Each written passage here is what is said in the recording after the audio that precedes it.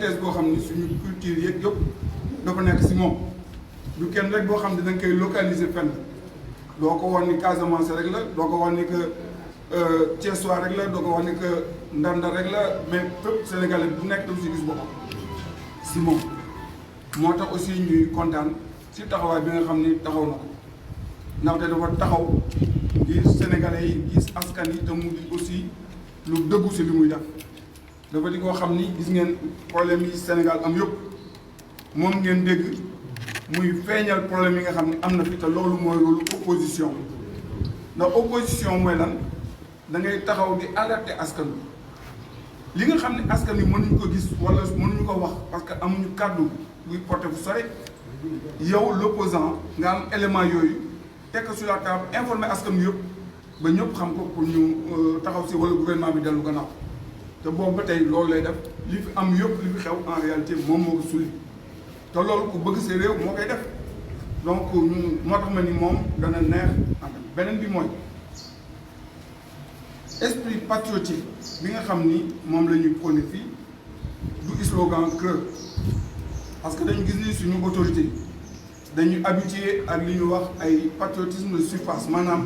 puukare li wanewul rek noonu mais li ñu wax gëmuñu ko li ñu jëf méngoowul ak li ñu wax mais fii gis nañu ak action yi nga xam ni moom la Pastef di entreprendre am nañu une nouvelle jeunesse boo xam ni moom mooy naître au Sénégal mooy jeunesse boo xam ni am na conscience de ses devoirs maanaam ay wareefam jeunesse boo xam ni xam na aussi taxawaayam ak lan moo ko war si dëkk bi jeunesse boo xam ni ñu ngi koy former pour ni ko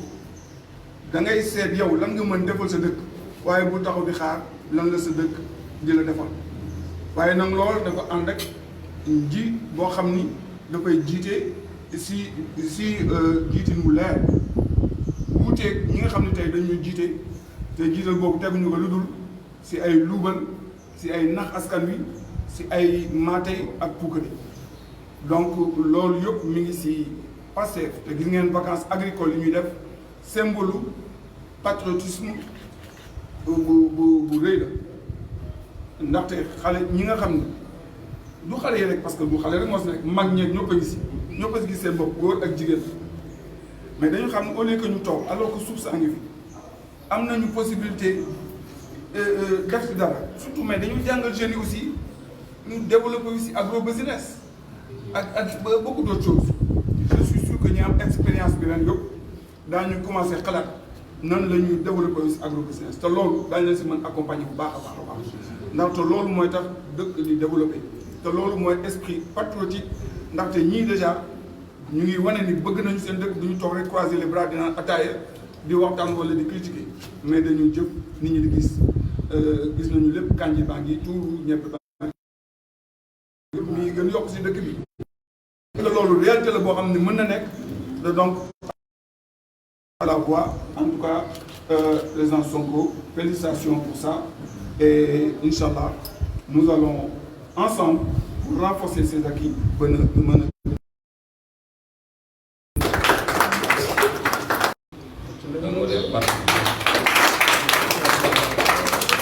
loolu nag bett ma parce que benn colonel fàttali na lan mooy suñu diggante ak Ndar te tey Ndar daf ñu ko delloo ba mu mat sëkk ndax li xew ci élection présidentielle bi wane na ko yàlla may ñu nekk fi deuxième avec un score très honorable ci loo xam ne jotuñu fee campagne ndax Ndar bi ñu fi bu daanaka minuit passé na te suñ fi amoon une journée entière dugg Guet Ndar dugg yeneen quartier yooyu waa Ndar cofeel bi ñu am ci Ndar te muy lu naturel colonel lu fàttali na lu bëri waaye suñuy waajur bu jigéen sax waa Ndar gii la seen cosaan di gii gi la donc ñu am fii cër aussi ci wàllu filiation loolu c'est une relation affective bu sore te saa su ne dañ koy gis ci suñu duggee Ndar it ni ñu ko waa Ndar di manifester moo tax damay wax ni yeneen département yi sax boo moytul daan ñu mere ndax ci 6 mois yi ñëw naa ñaari yoon Ndar boobu jamono pratiquement 99% ou 90% des départements du Sénégal teguma ko tànk mais Ndar dafa di aussi une coordination particulière defe naa su ma juumul ça doit être la première coordination départementale bu ñu implanté ci Pastef loolu dafa am lu bëri lu muy wone 2014 dañu créé parti bi lañ ñëw fii implanté ko boobu parti bi tollul nii waaye nag am na ñu fi nekkoon parmi lesquels me rend comme hommage particulier votre coordonnateur Petit Gueye di kenn koo xam ne yéen a ma ko gën a xam mat na njiit ndax oyof na tey na et puis jox na ñëpp cër defe naa loolu lu gën a yombal seen liggéey seen biir loolu bokk na ci donc lu tey ñu ñëwee fii tombé lu mel nii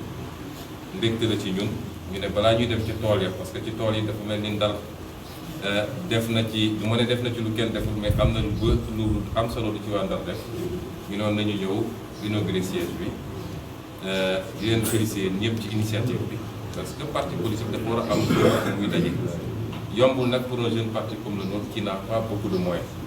suñu doole bariwut comp ñu ci alalu réew mi amuñu ay lobby yu ne suñu gannaaw lépp lu ñu def suñu ñàkk la cotisation yi ak participation yi moo tax luñ ci am rek xeebuñu ko te barkeel na mais parti politique war na am dalwaay boo xam ne au lieu chaque jour ñu wut benn kër gu ñuy daje di réunion ku bëgg a réunion ñëw te fii ko gis xam ni réunion bi ak lu mu munti toll salle bi war na mën a dajale ñëpp ñu waxtaan li ñuy waxtaan nas li ñuy nas jëm ci application donc ñu leen ciy félicité mais di remercier aussi ñi ciy jàpp ñëpp wax na léegi kaaw Moustapha Camara ñu koy nuyu di ko remercier aussi di ko jox en exemple à tout le monde parce que dañoo talante ci wàllu am-am yàlla ci séddale mooy defee mbiri noonu ñi gën a am ci ñun te gëm cause bi la ñuy xaare ci ñoom mooy lu ñu mën a def rek étant entendu que nag Pastef du parti boo xam ne day ŋàcc nit ba mu jeex tàkk dañu ne woon su dee mbir mi dañ koo bokk day Pastef bokk na ci parti yi gën a mag ci Sénégal en termes d'adhésion spontanée et désintéressée amul kenn ku ñëw Pastef ci dafa yaakaar ni am na bonbon bu ñu fiy joxe wala poste yu ñuy joxe donc loolu yëpp suñ ko dajaloon tey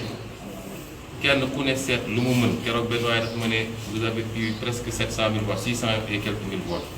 imagine ñooñu su doon am nañu yëg-yëg bi ku nekk ne weer wu ne dinaa joxe 1000 francs c'est 60 millions par mois alors mais jàpp nañ ni suñu yemee ci militants yi kese am na nu ñu doon organiser woo te nit ñi def ko mu doon lu sax parce que Sénégal départ yomb na fi lancé nañ fay initiative gis nañ jamono campagne électorale bi nit ñi gënoon nañu farlu tuuti mais bi campagne bi jeexee ñëpp dañoo toogaat di xoole mais suñu organiser woon tuuti rek jàpp naa ni benn parti du ñu ëpp moyen dinañu dajale loo xam ne diggante fii Sénégal ak diaspora bi dinañu dajale loo xam ne dinañu am suñu autonomie di def suñuy activité saa su ne te loolu nag ku mel ni Moustapha Camara daf ciy wane lu bëri ndax lii du gulet defe naa ñëw financer ay formation remise de diplôme lu ne mu ngi koy def di jàppale Pastef Saint-Louis ñu ko ci delloo jukkal di ko jox en exemple à tout le monde également pour ñu xam ni cause moom boo ko gëmee dafa am lu mu lay jaral ñun amul lu ñu téye compte bancaire boo ko demee doo fekk 200 000 lu ñu am bu ñu génnee suñuy dépense su rek yooyu la ca des dañ koy dugal ci parti bi tournée yi ñuy def nii yëpp ñun ñoo koy financer suñu bopp kenn koo xam ni joxe na ci ay donc occasion la woon ma laalaale loolu rek ci campagne yu bokk naa bi que parti bi tam théorie baax na ci wane engagement baax na ci nekk ci réseaux sociaux yi di wax baax na ci critiquer ni foog parti bi di fonctionner parce que c'est démocratique baax na waaye de temps en temps nga lamb tuuti sa poche boole ci def naa dina gën a avancer lu mbir yi su loolu weesoo nag di leen féliciter encore une fois ci defoon naa ko bu mu mujjee ñëw ci résultat yi ñu am ci présidentielle bi dina wax tamit ni Pastef est une initiative boo xam ne c'est parti de rien mooy spécificité ci champ politique parce que beneen boo jël dafa am fu mu nekkoon màggee fa ba nekk ci pouvoir ak yooyu doog a génn samp mais ñun c'est parti de rien et ci diir bu gàtt yàlla may ñu lii mu ñu may du mérite su amee mérite tam peut-être 20% da ca des nañ ko delloo yàlla